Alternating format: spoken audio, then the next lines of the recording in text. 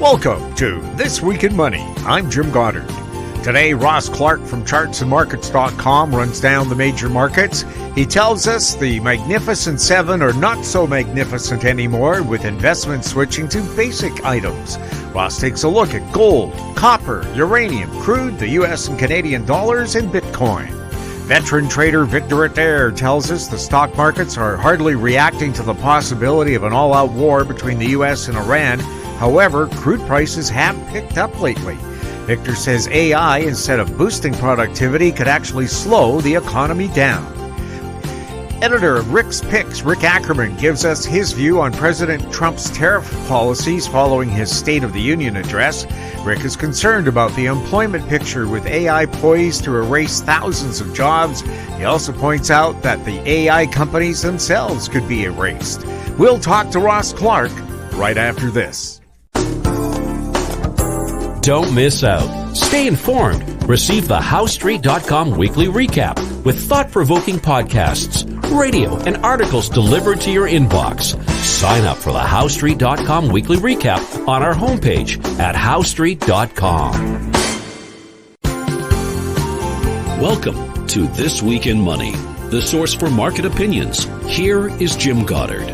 My guest is Ross Clark from Chartsandmarkets.com, where you'll find insightful market commentary and timely technical analysis. You can find him on X at Charts by Ross. Welcome back to This Week in Money. Always a pleasure, Jim. Ross, how would you describe what happened on the stock markets this week? Well, it's more of a mixed bag. You know, we've been looking at the overall market as measured by the S&P or the NASDAQ as just, a rolling top since November. And even when NVIDIA came through with great earnings in the last 2 days, the stock couldn't do very well, and it's back down around the lows of the year. So, gosh almighty, if you can't do it with $1 trillion companies, there's something wrong here. So what you've got at this point, we've got a new Hindenburg signal in the last couple of days.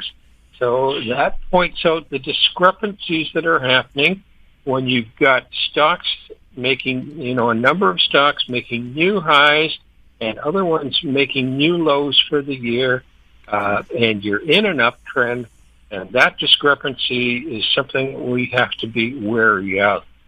But at this point, it's the value stocks that are the ones that are showing leadership on the upside, and it's the old leaders like the Mag 7s that are having trouble.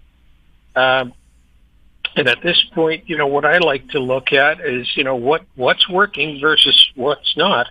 And the oil stocks, the real estate stocks, the lithiums, the utilities, and the TSX, there are your leaders there.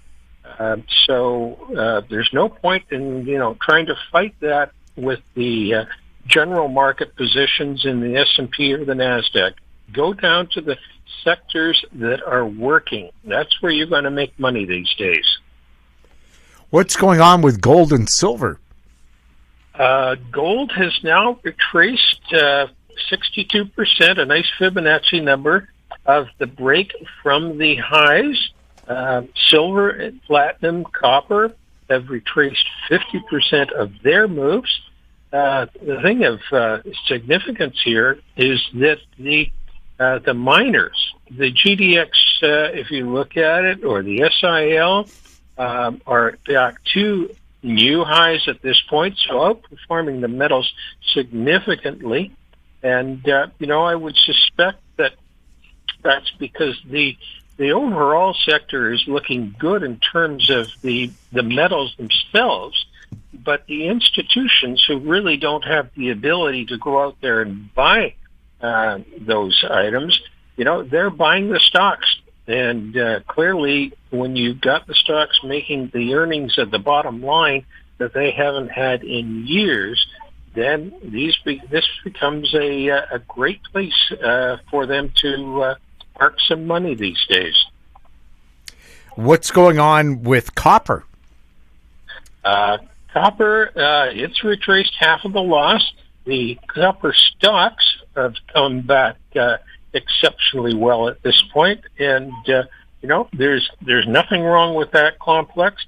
If I take a look at silver, platinum, and copper during the sell-off into the middle of this month, I got good springboard signals. Those are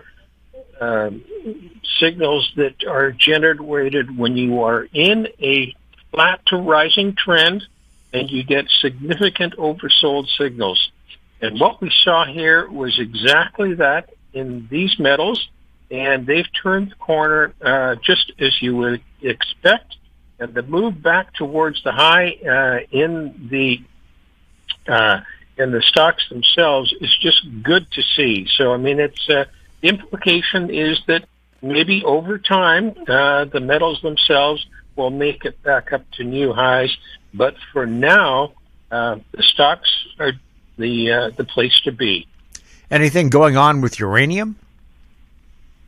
Uranium, we're seeing back and forth action there, and I think we've got significant action on the upside as possible as we move through the next few months here.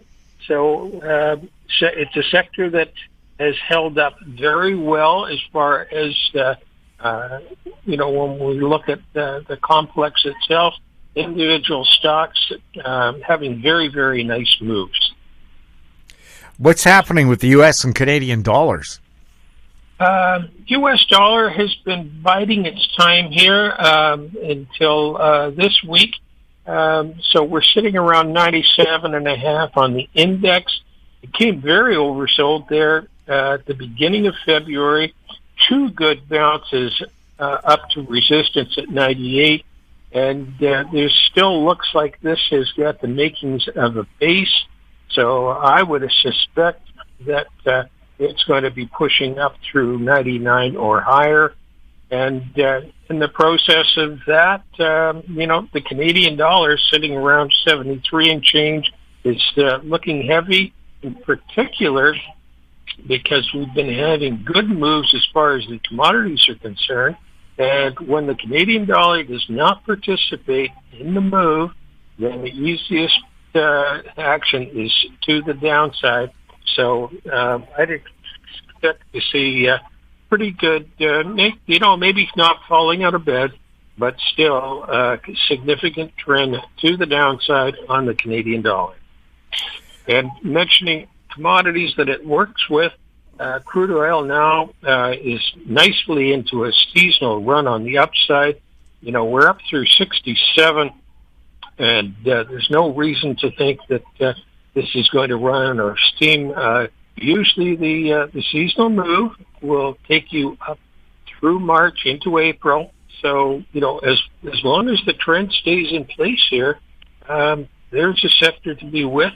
And if you take a look at like the OIH, or the XEL or the XGD, as far as the ETFs are concerned, on the related stocks, they are just walking up slowly, steadily, a nice, comfortable place to be. What's going on with Bitcoin? Bitcoin had that good oversold signal right around February the 5th. We had a bounce. And now we've been back down, retesting the lows, and had another couple of bounces. So this has done all that you would expect to see once we get big exhaustion moves to the downside. So if this move now manages to hold around the 64 to 65,000 level, I think you've got a chance for a reasonably good bounce in here, maybe up towards 70,000. But overall, trend looks pretty heavy. So, take it the opportunity of maybe a short-term trade to the upside. But I wouldn't look at it as something that's going to last more than a month or two. Ross, thank you so much for chatting with us. Always good to be with you, Jim. My guest has been Ross Clark from chartsandmarkets.com. You can find him on X at Charts by Ross. Coming up, Victor Adair, next on This Week in Money. Always consult your investment professional before making any investment decision. This Week in Money is archived online at talkdigitalnetwork.com. My guest is Victor Adair, recently retired from nearly 50 years of being in the brokerage business in BC, but is still very active in the markets. His website, victoradair.ca. He's speaking to us from Parksville on beautiful Vancouver Island. Welcome back to This Week in Money. Thank you, Jim. It's always a pleasure to be on with you. U.S.-Iran talks are continuing. More U.S. military assets are moving to locations near Iran. Diplomats are leaving the area. Are the markets reacting to that? Yeah, the markets are reacting to the rising tensions in and around Iran. The poly market, for instance, they're putting the odds of a U.S. strike against Iran somewhere around 55% between now and 2 weeks from now. You know, it's interesting. I mean, everybody knows it's going on, but how do you price it? So I guess just in general terms, the first place you look is crude oil. WTI crude oil futures are traded above $67 this week. That's a 7-month high. So, yeah, you can kind of understand that. Currency markets, not a lot of movement there at all, except Swiss franc has moved to an all-time high against the euro, and that's over the years been one of my favorite stress indicators when that happens. The stock markets seem to be moving to a different drummer. I mean, there's things happening there, but on balance, you know, maybe some of the bullish attitude in the stock market is being tempered with the thought that maybe there's going to be a war started. And gold, you know, that the other one you think about, gold prices have jumped. They're probably up a little better than $100 an ounce from where they closed last week. So, yeah, precious metals doing a little better. Crude oil's up. Currency's flat. One other thing I see, the bond market is catching a bit of a bid, and that might be just some safe haven buying, given that, you know, there's lots of concerns that governments and that will be printing all kinds of money to cover their deficits, and that would pressure the bond market. But lately, maybe the bonds are up a bit because of concerns of, you know, an escalation in the conflict between Iran and the U.S. The broad American stock indices, such as the S&P, seem to be drifting sideways just below record highs, but individual stocks and sectors have seen dramatic movements. What are your thoughts? Yeah, that's really started to happen, I'd say, back in November, and it's probably getting worse. The fancy term for it is a dispersion. When you have relatively low volatility in the overall index, but some of the subsectors or individual stocks are wheeling all over the place. I mean, for instance, most of last year, the Magnificent Seven, or Big Tech Cap, or I should say Big Cap Tech, you know, led the rally in the stock market, and that seems to have changed. And certainly on the software side, I mean, we've seen, if you'll just look at software, the group there, the sector is maybe down 30% from the highs in November. And then on the other side, the strongest performing sector this year has been this is in the American market certainly, has been the energy sector. We have shares like Exxon trading at all-time highs with crude oil, you know, sort of $65. So that's, and then when you look at the overall index, the S&P, as you say, it just kind of going sideways near all-time highs, while individual sectors and stocks are all over the place. Another thing that's happening is that capital is still flowing into the stock market, although, just as a sidebar, I have to point this out. I see that the amount of money in American money market funds is at an all-time high. It's just about $8 trillion, and that's up about $1 trillion from where it was this time a year ago. And I've always thought that was sort of like rainy day money. Some people would say some of that is going to come into the stock market and drive the stock market to the moon. And I thought, I'm not so sure. I think that money is parked over there because people kind of, as I say, rainy day money. Whatever. Not only is money still coming into the market, but the allocation of that money is heavily weighted to markets outside of the United States. So we've seen the Asian markets. Japan's certainly been smoking hot. And then Korea is just in a category all of its own. And Korea is being led by two stocks that represent about 40% of the index there, and they're both memory chip stocks, or at least that's the play. So at Canada, the TSE is up. I'm going to say it's up about 55% from the lows last year. Those lows were made in April around the Liberation Day fiasco. So Canada, the TSE, has outperformed the S&P over that period of time. Another thought on Canada, well, I'm sorry, rambling here again, but thoughts. I have wondered if not only is it the mining sector that's really driving the Toronto stock market higher, but also the energy sector. But there's a third player in there, a possible. Now, you're not going to get any confirmation on this anytime soon, but I've wondered if some of the Canadian pension funds are not bringing home some of the money that they have had invested in the American market for many years. They've done very well. As the Canadian dollar weakened, that was a good thing. And as American stocks outperformed the rest of the world, that was a good thing. So I'm thinking maybe some of these pension funds who are being encouraged by the government to bring home money and invest it in Canada may be doing exactly that. NVIDIA had a strong quarterly report on Wednesday, but the stock dropped on Thursday and Friday. Does this send a bearish signal? Yeah, well, I have to say that's a bit of a loaded question these days. Traditionally you'd go absolutely. I mean, NVIDIA is the big dog, especially in the tech sector, but overall, it's the biggest capitalization issue outstanding, and it's kind of like a bellwether for sure. The report, the nuts and bolts of the report were just better than all expectations. But then again, that seems to happen all the time, or almost all the time, with the important stocks outdo the expectations. So the market, this report got released after the floor session was closed in New York.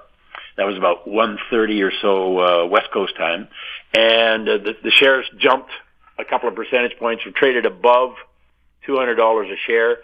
By the close on Thursday, I think the shares were, or the close on Friday, the shares were down about 10%.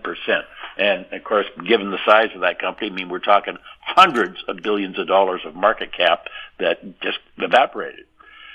Does that send a bearish signal when the bellwether outperforms expectation and its stock falls? I mean, classically, yeah, that's a bearish signal. But these days, you just kind of wonder, really, why is that? And it may be people that owned that stock decided, hey, I've had a hell of a ride. I'm going to take some money out of there and put it in Canada or Korea or Japan or, or the energy index or something. What seems to be happening is that even though there's more money coming into the market all the time, that there's a reallocation. People, the sector rotation. People want to take some of the winnings off the table in one area and put it in something else. What's motivating that? All kinds of things. Certainly, we had a scare piece went viral on Monday, written by a reasonably well-known analyst, basically painting a very dystopian picture of the economy, like it was written as though it was 2 or 3 years in the future, and kind of remarking on what had happened between now and then. And it seemed to be like, the whole AI thing disrupted society, disrupted the economy to a much greater degree than was imagined, and we were in a high unemployment recession. And then, like the next day, that was all forgiven and forgotten or whatever, and the stock market was higher. So it's been a very, very choppy market as capital is sloshing around from one sector, one stock to another, and, the news is hitting. I would say that the stock market so far doesn't seem to be very worried at all about a war starting in the Middle East. There were reports on Friday that bank shares were under pressure due to private credit concerns. Would you care to elaborate on that? Yeah, okay. I mean, we can start with what's private credit, and let's start with what's private equity. We know about public markets where people can trade the stock. The private equity market, I think the fundamental thought about that was you've got some long-term investments where, let's say, you're going to build an airport, and then over time, it's going to produce some good profits, but you got to put a lot of money in up front, and you're not going to get a return on your investment for some time. That kind of investment maybe shouldn't be marked to market. In other words, what's this thing worth every 5 minutes of the day? And I get that. And that seemed to also be an ideal investment for a lot of capital pools like pension funds that had long-term liabilities. Let's match long-term assets and long-term liabilities. Anyway, private equity grew and grew and grew, and it was, Brookfield is a great example of private equity, but there's lots of them, Apollo and KKR and on and on and on.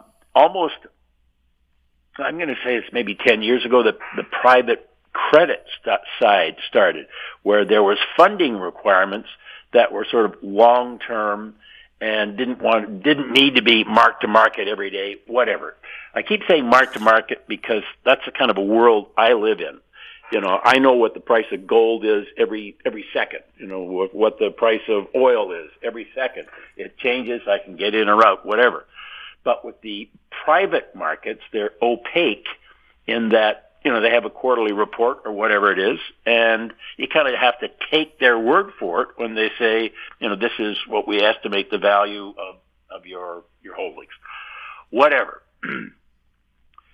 The other thing that goes with that is leverage, and the private people are inclined, it seems, to use lots of leverage. Leverage is a wonderful two-edged sword. When you're buying something with leverage and it goes up, you're a big winner. When you're buying something with leverage and it goes down, you're a big loser.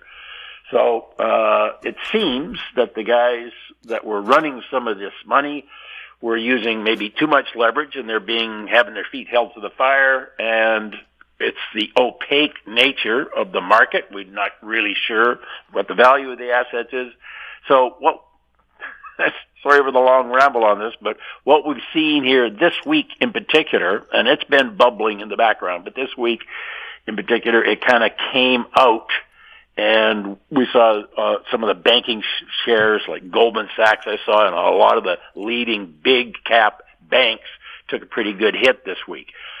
So the thing is, because it's not open, the valuations aren't open, we don't know quite where we're at in terms of where this goes from here. But private credit is in the news, and it's a puzzle because you can't be quite sure as to what the valuations really are. It could be bad news. It could be not all that important. I'm inclined to think it probably is worse than people hope it is. WTI crude oil futures traded above $67 this week, the highest prices we've seen since August. Is this just a reaction to Middle East tensions, or are there other issues at play? Well, there's always some kind of a correlation between different forces in the market. So let's think, if we go back about 2 years, I think we had WTI trading around $90. I mean, if you go all the way back to 2022, we traded up to $130 when the Russians invaded Ukraine. But on balance, for the past couple of years or more, crude oil has been trending lower in price, and we reached a low, I think it was a 5-year low anyway, of about $55 in the middle of December. This is for crude oil futures traded on the NYMEX in New York. For the last, when you have a trend like that, you get people that are positioned the trend is your friend. They're short. Speculators are short. And as the market continues to go down, they are making profits and maybe adding to their positions. Then when the news changes and something like the worries about war in the Middle East come along and the market starts to get bid higher, people who are short are losing money on their positions, and that may motivate them to get out of their shorts. So they have to become a buyer. So in a market like that, who is a willing seller? Maybe people aren't nearly as inclined to be short when there's that going on. So the positioning in a market will have a lot to do with how the market goes in the future, because if, like I'm describing with crude oil, there's a massive speculative short position. If there's bullish news in the market, those guys got to get out, and that sort of exaggerates or amplifies the rally in the price. So, yeah, everybody knows tensions are mounting. I think so far, honestly, at $65, $67, I don't think the market is worried to death that there's going to be a real shortage of or a lack of supply because of a war. But if there is a war and it gets going and it's not looking like it's ending and it's getting nasty, I'd say we're going to see crude prices, a lot higher. So right now, it seems as though the market collectively is not as worried about the tensions between the United States and Iran as some commentators are. So we'll see where we go from here. But that's when you're saying, is there any other issues? The market has been oversupplied for the past couple of years. One of the things that creates the oversupply is just incredible changes or advances in technology that are allowing the industry to get oil, get gas out of the ground more efficiently so that they can make money at lower prices. And just there's technology throughout the whole sector, from looking for it to finding it to being able to get it out of the ground and move it around and process it and so on. The technology is improving. So we have an increase in supply. There's been a bearish view on the markets because it's been trending down, and now we've got this news event that kind of maybe rattles people's confidence that the oversupply is going to continue to be the main factor. The last time we talked was at the end of January, and gold and silver had fallen sharply from record highs. Prices have rallied since then. Do you think we'll see new highs? Yeah, I think we will see new highs at some point, and that's always the question, where and when. I think, and I've written about this in my trading desk notes that I post usually each Saturday. And I said, this reminds me a lot of what happened in January of 1980. And I was very, very actively trading the precious metals markets back then, as were everybody that was in the futures business. We had the market race up to $850, which was a run from about $100 in 1976. And then we had a very dramatic collapse. We had a very dramatic collapse in silver as well. And it took the gold market, I think it was 28 years, to retake those nominal highs at $850.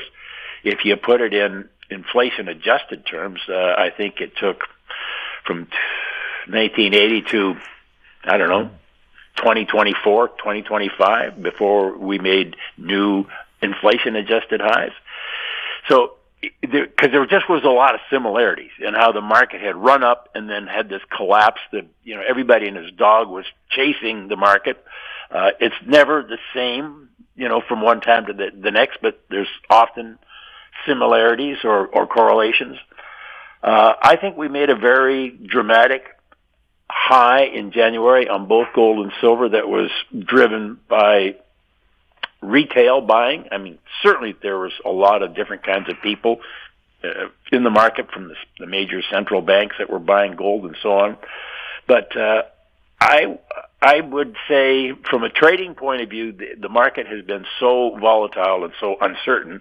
I just don't see that I can trade that market.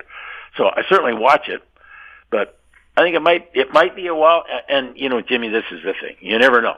I mean, we could be printing new all-time highs in gold next week or something if things really blow up in the Middle East, and it might be years before we make new highs. Do you see anything interesting developing in the credit or currency markets? Well, I mentioned one thing about the currencies, and that was the Swiss franc. I think I mentioned that. Swiss went to a new all-time high against the euro.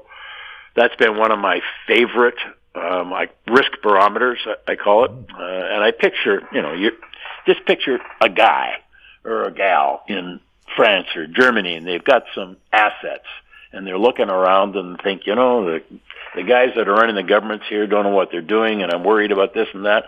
I'm going to move some of my money into Switzerland because I know those guys got their, head on their shoulders and all that sort of thing and do things properly. And people, move like that.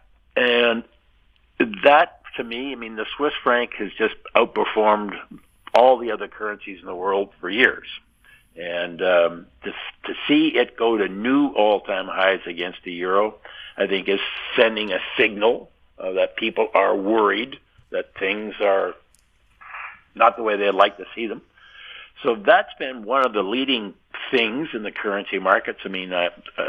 On balance, currency markets, it seems, for the past couple of years have been dull as dishwater compared to what they used to be like.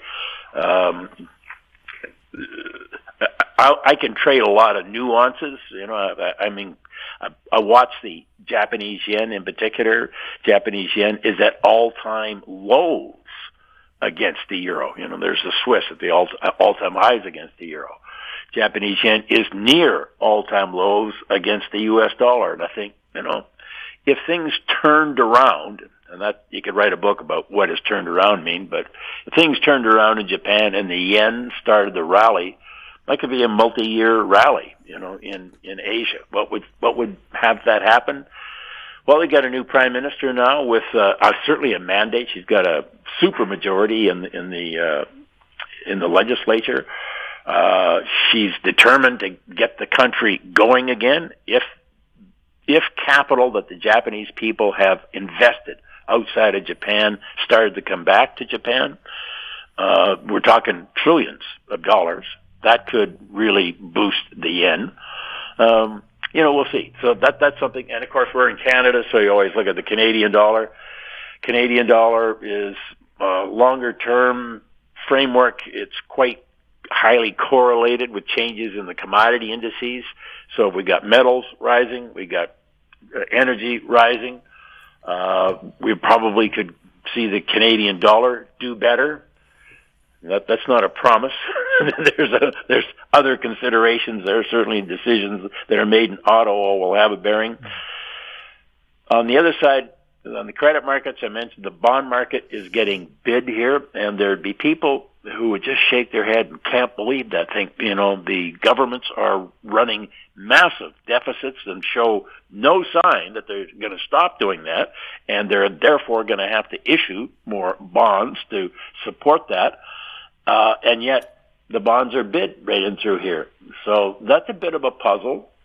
And maybe it is just given the volatility and the fact that the stock markets are at such high levels compared to where they've been for so long, maybe some money is just saying, I'm going to just go into the bonds, safer, a whole lot less volatile than stocks. And then there's another aspect, I suppose, and that is there are folks out there, very creditable people, that are telling you that AI is going to cause a real slowdown in the economy as a lot of people become unemployed because of AI. I'm not sure that I believe this, but I get the story. And in that kind of an environment, long-term interest rates are going to drop. So people are buying bonds. I don't know. People always have a reason for what they're doing. And sometimes it's a good reason. Sometimes it works out. Who knows? Well, you were just saying job concerns over AI today block the people behind the Square app where you can pay on your phone, cutting 40% of their workforce, 4,000 jobs, saying they'll all be replaced by AI. So here's the start of the wave. Yep. I saw that. And Who knows? I've only been trading for just over 50 years. I've seen a few things in that period of time, but there's always going to be something come along that you just didn't anticipate. That's for sure. Yeah, it's just I've told the big concern about AI is that it's going to happen within the next 12 to 18 months. Usually when technology starts to change things, it takes 10, 20, 30, 40 years sometimes, like the automobile or computers. Yeah, well, the world will change, that's for sure. Before we wrap up, would you like to share the highlights of your speech at the World Outlook Conference in Vancouver back on February 5th? Yeah, I decided to talk about risk management at that conference. And here's the thing, with these kind of conferences, people typically attend them looking for some ideas about what to buy. Okay, and I get it, and that's why they're there. They want to hear somebody say, "Here's something I'm following, and here's why I think it's a good buy." And they make a note about that, and they go home and maybe they buy some of it. I was focusing on risk management because I've seen so many times in my career where people will buy something and hang on to it while it goes down and down and down. And the gist of my speech was about, before you buy something, know where you're going to get out of it or why you're going to get out of it or whatever if it's not working out, particularly if it's going against you. And I mean, I've just, as a broker for the better part of 50 years, there was so many times when people would say to me something like this, let's give it a couple more days. I just know it's going to turn around and go back up.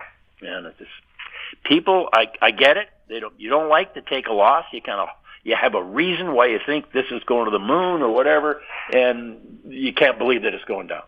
Anyway, that was the gist of the reason I gave my speech, and then I give some simple examples about how to make sure you never take a big loss. And one of them is, it's just a trade. It is, don't get your emotions, your ego, your beliefs wrapped up in it. If I buy or sell, gold or the Canadian dollar or crude oil, it's just a trade. And my idea is that over time, I'm going to have a lot of little losers. That's like the cost of doing business. But on balance, the size of my winners is a little bigger than the losers. And every once in a while, I have a good winner. And I just want to make sure I never have a big loser. And then I just grind away. That's my style. That might not work for a lot of people, but I put that out there and I said, the thing you want to avoid is taking a big loss. So whatever that means to you, particularly if you're using, I should say, a lot of leverage, as I often do in the futures markets here, you set yourself up for the opportunity of losing big, and that not only hurts your trading account balance, but it really it hurts your self-confidence and everything that goes with it. So avoid taking big losses. That was the focus of my speech.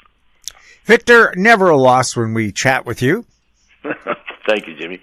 My guest has been Victor Adair. Still very active in the markets, even though officially you retired, but you really haven't, have you? His website, victoradair.ca. Coming up, Rick Ackerman, next on This Week in Money. Don't miss out. Stay informed. Receive the HowStreet.com weekly recap with thought-provoking podcasts, radio, and articles delivered to your inbox. Sign up for the HowStreet.com weekly recap on our homepage at HowStreet.com. This Week in Money is archived online at TalkDigitalNetwork.com. Welcome back. My guest is Rick Ackerman, editor of the newsletter Rick's Picks, his website, rickackerman.com. Where are you speaking to us from today? I'm in Boynton Beach, Florida, Jim, and thanks as always for inviting me on. Having a lovely run of good weather here, and it's been mostly too cold, certainly too cold for the beach, but it's warming up and it's good golf weather. Tuesday evening, President Trump presented the State of the Union address. Democrats sided with illegal aliens over Americans by remaining seated at one point. CBS admitted Democrats made themselves look like they hated America. Is the Democrat Party its own worst enemy? We'll see. You know, I guess everything's sort of hanging on the midterm elections, and America, the voters can be pretty fickle. And if they ignore the fact that the Democrats showed no respect at all for not just Trump, but for the nation, they might forget it, really. They might sort of put that aside if the economy is not robust at the time of the elections. During the State of the Union, President Trump mentioned he's aiming to replace income tax with tariffs. Is this a good or bad idea? I think it's a very bad idea. I mean, tariffs simply impose a tax on the rest of the world. And even when I guess the rest of the world thought they had him on the run when the Supreme Court ruled against the tariffs,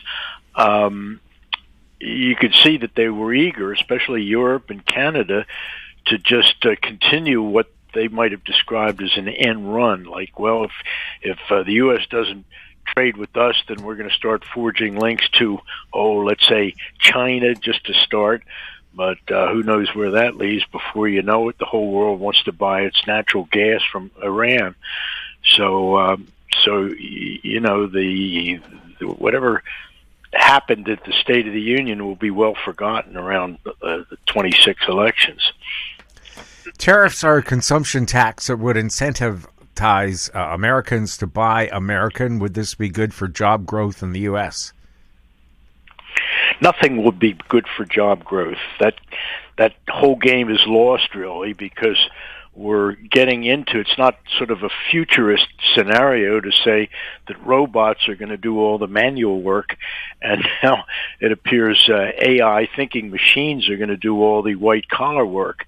So, and we've talked about this before. You know, the point that I made was that when Trump, I think there's nothing wrong really with the idea that we're going to bring manufacturing back to America, but the inescapable fact is that American factories will still have to be competitive if we reshore manufacturing, and for that to be true, they'll have to have factories with no workers in them.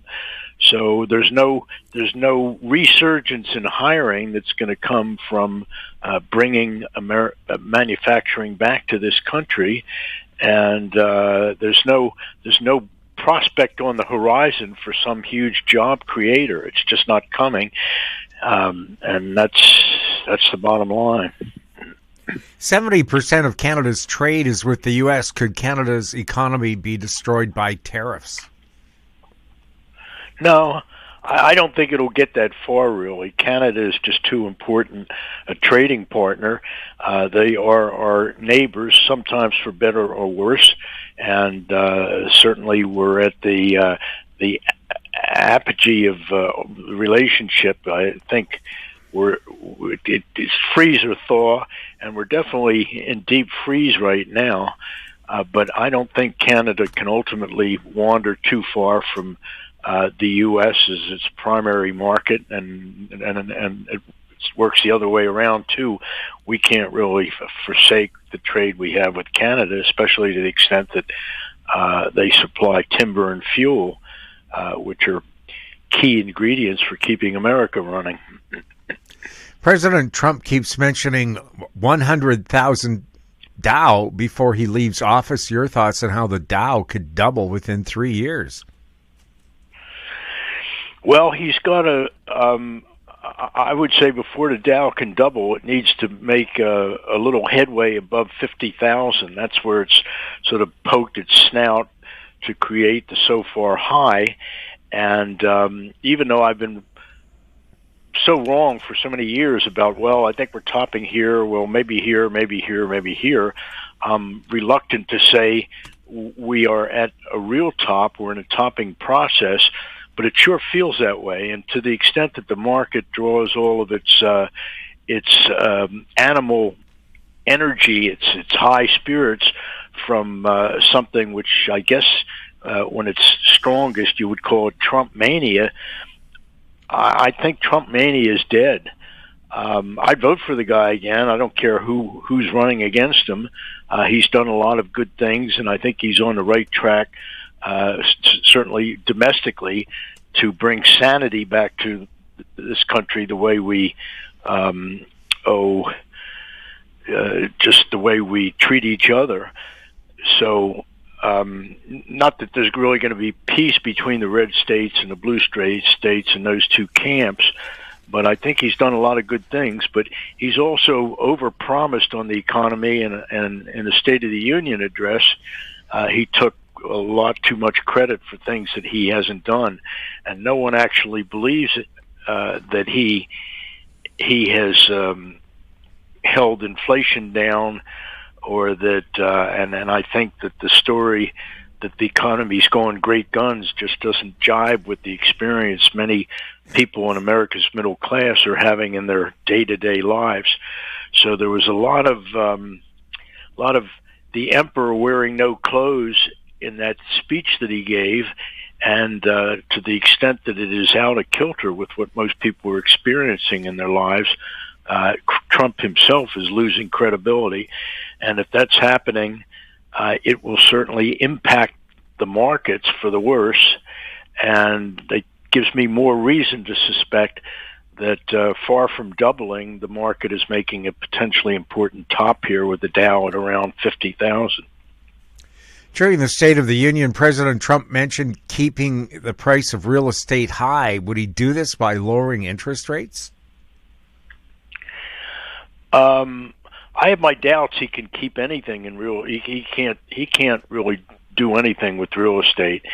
It's a very big, difficult market. You know, the home builders themselves get it all wrong. Except, down in Florida, I was I had dinner last night with Chris Temple, who does the letter, the National Investor, and another fellow named Glenn Downs, who used to be an aide, the chief of staff for one of the U.S. senators. And so we had this discussion about a small home developer down in Florida, and it's just been merged with, or proposed merger with an Israeli company that makes drones. And of course, there's this question of where the synergy is between a drone maker and a home and a commercial developer.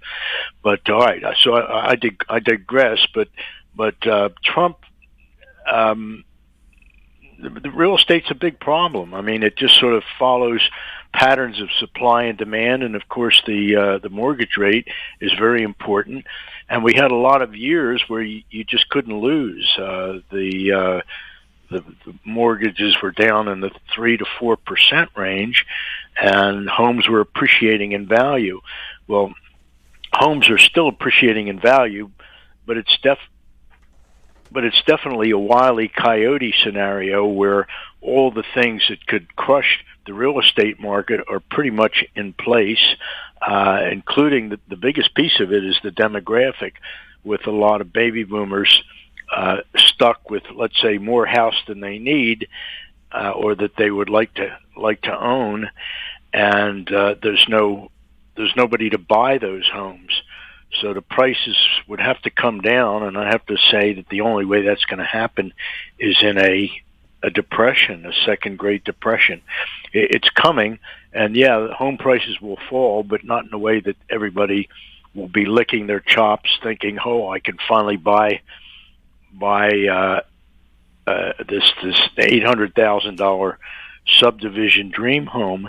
So it's not, home prices are going to come down, but you got to be careful what you wish for. Do you think support for President Trump is remaining strong? Well, no. I feel like he's overstepped himself with a lot of his economic promises. He can't possibly deliver, And I think that people see the stupid. It's just stupid, really. Nobody's so stupid that they're buying into the argument that inflation is falling. You may have a decrease in fuel prices at the pump, and that's certainly not insignificant. But in our everyday lives, it's not so much gasoline prices we're struggling with. But, home insurance is really the latest crisis, where everybody in the state of California is getting rated up. You pay, let's say, $500 a month for an expensive home somewhere in the California mid-coastal area. And now all of a sudden your insurer, of which there are only just a few operating, writing any new policies, they're now charging 5, 6, 7 times that.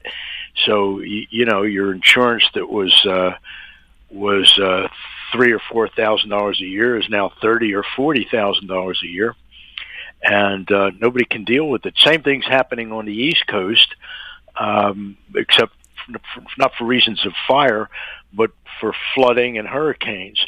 So this is a huge thing and it hasn't even begun really to penetrate. It's a very difficult trend that's just in its nascence. But it's not just insurance; it's healthcare costs. The same thing has happened. People on some of the Obamacare plans who are paying even as little as nothing for insurance, now they're faced with insurance bills of, let's say, $12,000, $15,000 or more per year, and the increases are much greater for those who were already paying through the nose for Obamacare. So healthcare and insurance are two huge costs that are just going to continue to go up. When you look at the skilled nursing care sector of the healthcare business, the rate right now, if let's say your loved one takes a fall and you can't do all the care tasks, and you hire somebody, a 24/7 skilled care nursing person, that's going to cost you $1,000 to $2,000 a day. And the real problem is that the baby boomers who are going to be using that service more and more have barely begun to age into it. When they start getting into their early to mid 80s, and that's when the need for this kind of nursing care will probably octuple, tentuple, who knows? And you don't even have the personnel to deliver that care now. The ones that are licensed and able to care for, let's say, someone who has taken a fall and needs very close tending, they're working 12-hour, 16-hour shifts just to catch up with it. So there's another cost that's just going to go through the sky. But the baby boomers' medical costs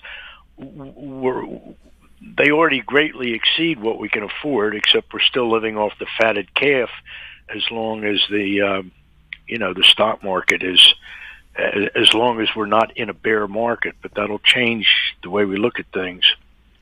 Are people figuring out AI, artificial intelligence, can't think for itself, that it's just next level programming? No, I'm always ready to diss AI, but I found that it provides some very good answers for questions that I ask it. It's really my go-to source. When I used to do Google search, and it came up with mostly ads and irrelevant responses, I'm one who really appreciates the kind of simple answers that I get from ChatGPT for pretty much any question. So I do know, in a technical sense, why it's not how AI differs from human intelligence. But for all intents and purposes, who could tell the difference? So, but the main impact, really, of course, will be in the job sector, and it's not so much the revelation of how many white collar jobs it's going to eliminate that's shocking. It's really the speed with which that revelation has overtaken us. It's like all of a sudden, it's pretty obvious that AI can do anything that any white collar worker can do, maybe even perform a surgery. And you definitely don't want to be on the operating table until they perfect that, if they ever will. So AI, and a lot of it has come from announcements that Anthropic has made. They've said that they've just got a couple new plug-in modules that will now do the work of that is currently done by millions of consultants. So that would be in the area of for one, financial services, but it's also in, let's say, the companies that provide logistics to the trucking industry. It's really kind of it covers everything, and we haven't even gotten to how much better AI can do the job of lawyering than actual lawyers. But it's pretty obvious that anyone coming out of law school right now, typically they would take jobs, they would take the grunt work for 5 or 6 years, whatever, to be on a partnership track, but the grunt work no longer even exists. The law firms are just they're just not doing any hiring anymore. So this has all happened so suddenly because the capabilities of AI have been introduced into the economy really as a piece. It all kind of happened at the same time. Is AI turning out to be a job destroyer? And I'm asking this question just on the news that Block, the company behind Square, Cash App, and Afterpay, is laying off 40% of its staff, about 4,000 people, saying they'll all be replaced by AI. Well, it's true. You can't think of a white-collar job or even a clerical job anymore that can't be done by a thinking machine. And when you combine that with robots, that's going to put the rest of the workforce out of work. The only place, the safe harbor there, if kids want to stop going to college and learn some usable skills, is in the trades. And I think it's good that the trades are finally getting their due. People who can fix things, build things. It'll be quite a while before robots replace them. And I don't have to tell you that. Just trying to get a plumber or an electrician or a home handyman, they are in very short supply. But it's going to take a while for American parents to catch on to the fact that little Billy doesn't have to go to college and to get a degree to be successful.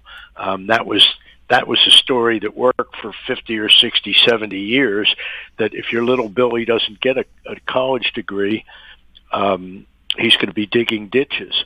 Well, these days, I'm guessing that the ditch diggers, when you throw in their benefits and their health benefits and everything else, they're getting paid probably more than 3/4 of the people that come out of colleges with degrees, and more than maybe 90% of the ones who are coming out of college with degrees in the arts.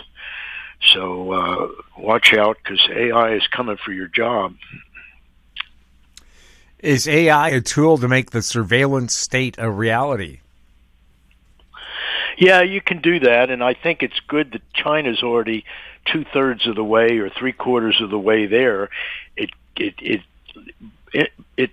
drives home the fact that people in the U.S. who say this is just, this smacks of Big Brother, you can see it happening so clearly in China that there'll at least be a strong resistance to it here, wherever AI is used, as China uses it for, let's say, a social credit system, where every time you go through a checkpoint, whether it's to get to your job or who knows, to even use a facility like a park or a swimming pool, you need to come up to a certain level with your social credits.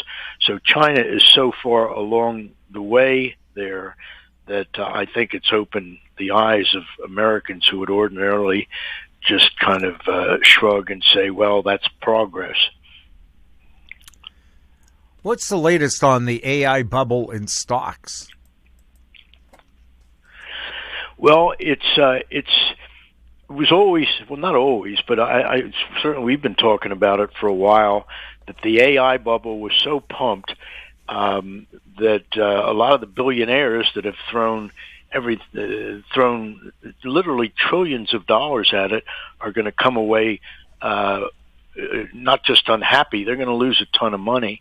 I think Musk is going to be he's the only one, I think, who is predictably going to be a big winner because all of his AI stuff kind of synergizes. It's not like he's just building robots and he's building cars and he's talking about putting factories and server farms on the moon. They all have uses that will impact on the other. Each thing that he's doing kind of ties in with the other thing. So I think Musk will get some economies of scale there and synergy that will make AI profitable for him.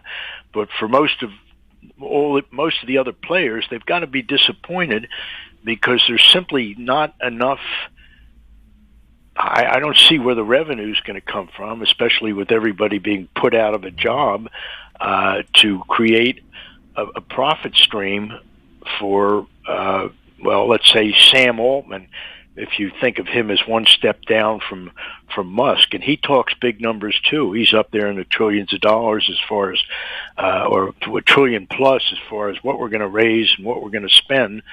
But then you've got even the also-rans, like even Microsoft, and at the distant, like way behind the pack, Apple, the numbers that they're talking are all kind of a big piece of what they're currently not worth, because the stock values are all inflated, but in terms of what they could actually invest.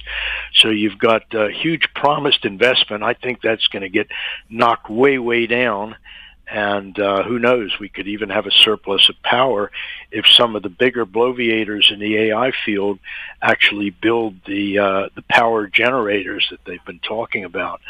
So even as you have the implosion of an investment bubble where too much money has been shot at AI, you have a whole other area of disaster in the deflating economy. All of these companies that are laying off and saying, if AI is the future, we're just not going to have human workers.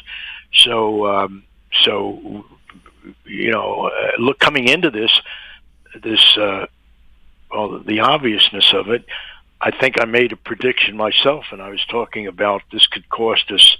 Bloomberg would say that AI stocks have lost $1.5 trillion worth of valuation, but I used the figure 8 trillion when I essentially extrapolated out a bad day in Microsoft and overlaid that across the whole AI business. I thought the losses would be more like 8 trillion, but I think they'll be much bigger than that, because there's so many things to tie in with the AI development, such as the jobs market and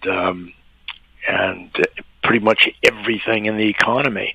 So the implosion is systemic. It's not just in the AI sector, but the losses that AI will bring about, or let's say the diminished economy, the shrinkage in jobs, and the catalyst will be the implosion of the investment bubble in AI. That's a number, that's a dollar figure.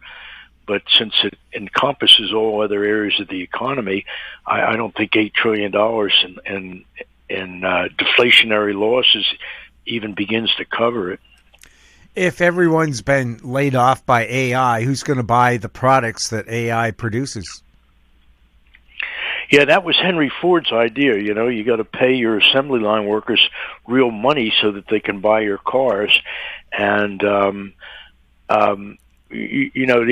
only way around that, the idea that who's going to be buying AI related whatever if they're out of work, Musk's, it's not even a solution. It's really, kind of out there in Buck Rogers territory, but he's saying you won't really need savings, and you won't need money, and you won't need a job. But I have trouble believing that. In a way, it takes beyond the hypothesis, the hypothetical, the idea that the out of work would-be workforce is going to be there wearing their virtual reality goggles and just kind of enjoying life. And I'm not sure Musk got into the details of who's going to feed them so that they have enough energy to work their gaming consoles. But you know, I think difficult times lie ahead, and it's definitely not going to be your grandmother's Great Depression. Could you see governments bringing in an AI tax to help support all the people laid off by AI? Well, that's interesting. It's not a winning game, though. It's sort of a closed system. And I used to think Gates, of all people, had a good idea when he said we've got to tax robots. And of course, that was some years ago that he suggested that. Even he was probably clueless about where all this AI business was going. So all right, if you sort of work the numbers and you say, okay, we're going to tax all the players in AI, and they don't have any revenues or even the prospect of developing substantial revenues that are commensurate with what they're throwing at AI investments now, you can see where we're taxing the AI businesses, the ones that are benefiting from it. That's just it's a losing game. I mean, they're doing it within a shrinking economic sphere, and and you also have the problem of developing your tax code so that it perfectly anticipates and it matches the revenue losses, let's say, to the government, in income tax. It's got to be an AI genius that figures out really how to allow the tax code to evolve as all these jobs are lost and as so many businesses go out of business. I just saw a panel where one of the bosses for one of these AI companies said, hey, don't complain about us sucking up all this energy, because look at all the energy you humans use to raise a child. We're much more energy efficient than raising a child over 20 years. And what was this person's name? I can't remember, but it's just one of those things where I'm watching business television, and that was his argument. He says AI is more energy efficient than raising a human. Well, if his name was out there, he'd be remembered as an idiot. That's certainly, no politician would make that statement for sure, and they're pretty stupid sometimes about the things that they say, but that's a pretty ridiculous idea. Well, it doesn't win you a lot of human friends, but I, for one, praise our robot overlords.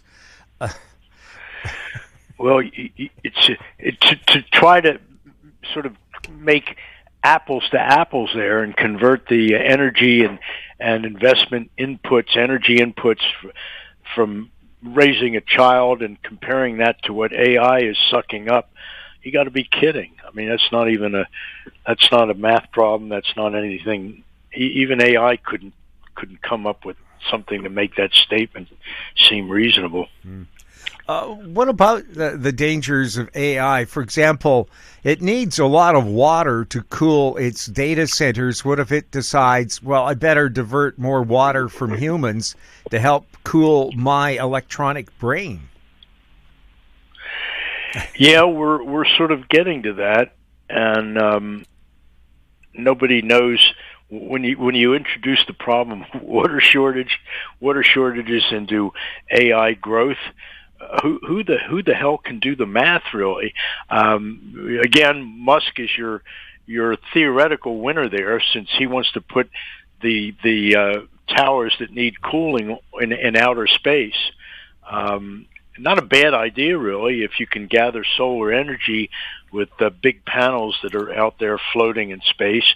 And of course, space doesn't need any air conditioning. It's got it's a pretty good closed system of for cooling, and but the cooling tower problem is and the need for water it's a big deal, and I think you can already see where that will limit growth in the industry. It was Sam Altman who said, just training a human child takes more energy than training an AI model. See, sometimes even really, I don't doubt he's a smart guy, but he sounds like an idiot there. Well, I mean, anybody at the conference, if I were there, I'd say, well, what's your point? And of course, we have to look up who is Sam Altman. Yeah, I didn't know. I didn't recognize his name the first time I heard it because I can't say I was in on the AI bandwagon, in the know early on. But his name, in a kind of in a way, the appearance of his name is somehow a big shot, a big deal. All of a sudden, it pretty much describes the way AI happened. All of a sudden, AI was a big deal, and it was on everybody's, on the minds of all the imbeciles who invent the news, the news media. But here was this guy, and it always bothers me when I start hearing some name. It's all over the place everywhere I look, and I'd never even heard it before a certain day, and now all of a sudden everything I read is Sam Altman, and I think, well, geez, maybe I should know something who this guy is, and I didn't. So, but that pretty much describes the way AI penetrated our consciousness. It was really with the a spear through the head. All of a sudden, nobody knew anything about it, and then all of a sudden it's like everything it's not just topic A, it's the only topic the news pages discuss anymore. And the answer to the question, who is Sam Altman? He's the CEO of OpenAI, the company behind ChatGPT. Yeah, and I like the product. It took me a while to catch on that the difficulty between Altman and Musk was that in the company they formed jointly, or at least in their conception of AI, it was going to be open source. And that's where I guess Altman made his breach with Musk in saying that we're going to make money, we're going to be charging people for AI, but maybe Sam Altman, maybe he was born too late to understand the Henry Ford concept of you got to pay your workers to make money. Well, Altman was born in 1985, so yeah, so he missed all the best movies. He missed everything, really. Yeah, like clean air. Now that it's legal in the U.S. to pump whatever you want into the atmosphere without any worry of federal regulations. Yeah, I guess it is. I mean, I've lived in places where it was partly deliberate, really. I lived in San Francisco for 20-some years, and you couldn't help but realize that it was nice to know that all this good air came in the gate. You've got the sort of opening in the California coastline that is spanned by the Golden Gate Bridge, and when it gets too hot and stuffy in the interior, the fog, all that clean ocean air comes roaring in. So San Francisco, it was a good air place, and I think Florida gets pretty good ventilation too. So that's part of the reason I'm living here. God, San Francisco, I remember being down on the dock and having to buy a hoodie because it was so cold, and you go 20 blocks inland and it's 90 degrees. I lived out in what they call the fog belt myself for some years, and eventually I moved on to Potrero Hill, which is one of the southernmost points of San Francisco. And if it was going to be sunny anywhere in the city, it would be sunny up on Potrero Hill. We did have some interesting microclimates there. And the coincidence with Potrero Hill was it was the first place where you could see the digital economy starting. Potrero Hill was just a nice little neighborhood when I moved there. But my first inkling of it was I lived on Texas Street, a few blocks up from the main street in that neighborhood, where there were a couple bars and restaurants and things. And there was this small business on the corner. There was no signage, nothing. It didn't say anything. And inside it was kind of a small office with a few Mac computers of that era, which would have been 1995, 1990. I'm sorry, no, this would be 1992, 1990. Yeah, that would be about when it was. And I asked these guys, what do you do? And they said, well, we put out books, and we publish books. And they showed me, it was a beautiful coffee table book, like an atlas. And I'm thinking, well, how did the three of you produce such a magnificent book? And that was my first inkling of collaborative projects where they whoever did the printing was in Illinois, and the company that did the marketing was in California, and so that was the first hint I had of the digital age. And of course, it came to inhabit Potrero Hill with a vengeance. That the home across the street from me, which I could have bought for at one point $600,000, was probably about $4 to $6 million now. And that was, even though I had the inkling, I didn't buy the home. Where can our listeners subscribe to Rick's Picks? Well, you can just go to our full-page ad in the New York Times and click on. Just kidding. If you go to rickackerman.com, you just look on the page up top, and I think elsewhere too, for the free trial, and you can sign up for 2 weeks, or there's another deal to sign up for a free month, and it'll take you in the chat room. The chat room is really the heart and soul of Rick's Picks. We get great traders from all over who inhabit the room and share good trading ideas in real time. In fact, I think I posted a short in SPY myself with a very precise price, and also one in a vehicle TQQQ, 3 Qs, that tracks the NASDAQ. And so it's a good place to come in there for very timely, precise, detailed, explicitly trading ideas. Again, that's rickackerman.com. Just click on free trial and you'll be there. Rick, thank you so much for being on This Week in Money. Well, thanks very much for having me on, Jim. It always is a pleasure and a privilege to connect with your large audience. My guest has been Rick Ackerman, editor of the newsletter Rick's Picks, his website, rickackerman.com. He was speaking to us from Florida. And that wraps up our show for this week. We'd like to thank our guests, Ross Clark, Victor Adair, and Rick Ackerman.